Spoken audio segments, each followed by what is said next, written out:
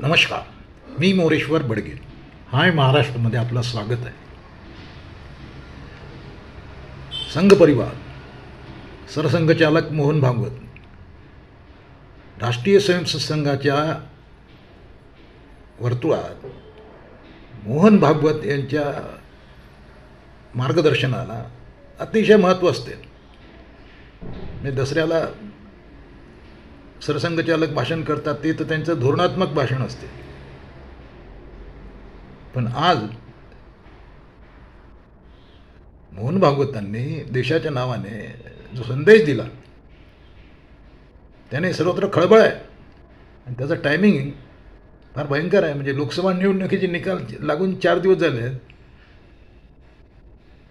आणि भागवतांनी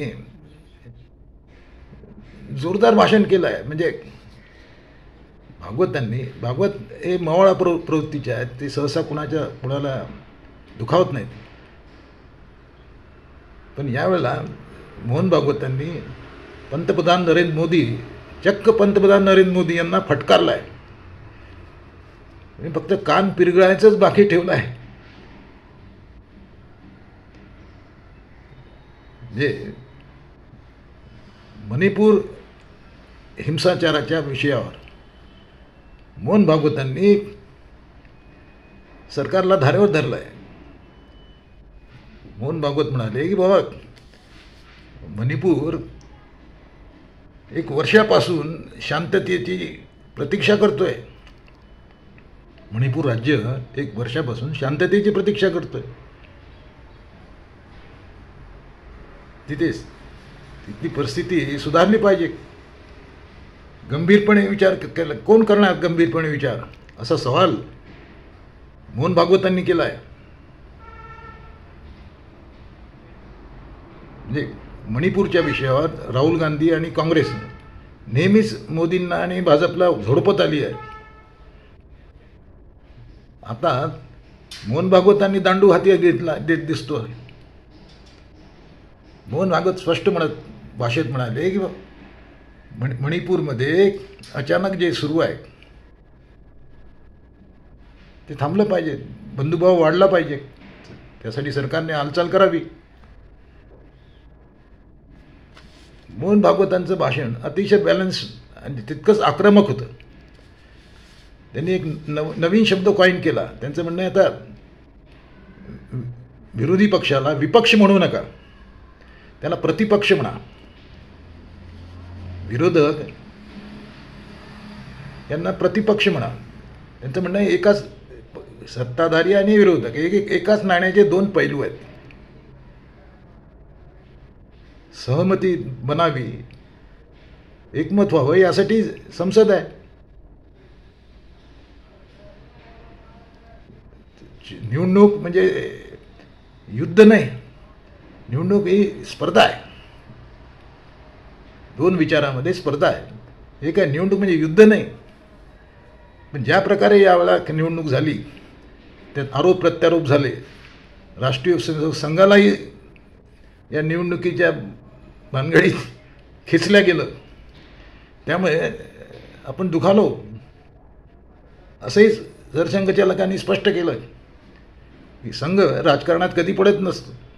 पण विनाकारण संघालाही खेचण्यात आलं. कमरेखालच्या भाषा झाल्या.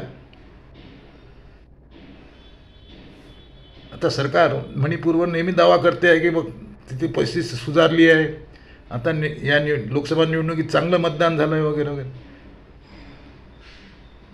ते भागवतांना काही ते रुचलेलं दिसत नाही. पण त्याचं म्हणणं आहे, मणिपूर शांततेची वाट पाहतोय, तुम्ही काय ते करा. म्हणजे मोदींना हे चॅलेंज आहे. 10 वर्षात मोदींनी काही केलं नाही याचा अर्थ स्पष्ट आहे. मोदी आणि RSS यांच्यातील संबंध चांगले राहिलेले नाहीत. ही गोष्ट आता लपून राहिलेली नाही. आता फक्त दोघांनी समोरासमोर येऊन लढाईच बाकी राहिलेली आहे. इथपर्यंत मतभेद वाढलेत. म्हणजे आता परवा 4 दिवसापूर्वी निवडणुकीच्या आधी राष्ट्रीय अध्यक्ष भाजपचे राष्ट्रीय अध्यक्ष म्हणतात की आता आम्हाला आता भाजपला संघाची गरज उरलेली नाही,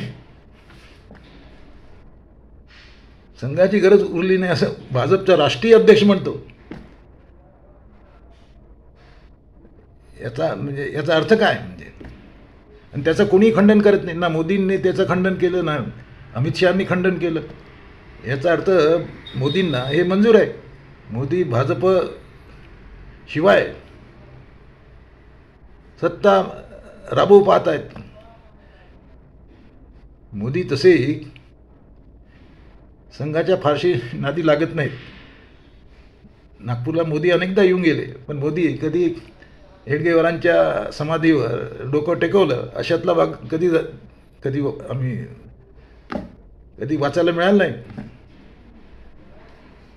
ते येत आहे. राष्ट्रवादीत भांडणं आहेत, शिवसेनेत भांडणं आहेत, पण आता संघ परिवारातही भांडणं सुरू झाली आहेत. कुठपण जाणारे भांडणं. तुम्हाला काय वाटते? कॉमेंट करा. नमस्कार.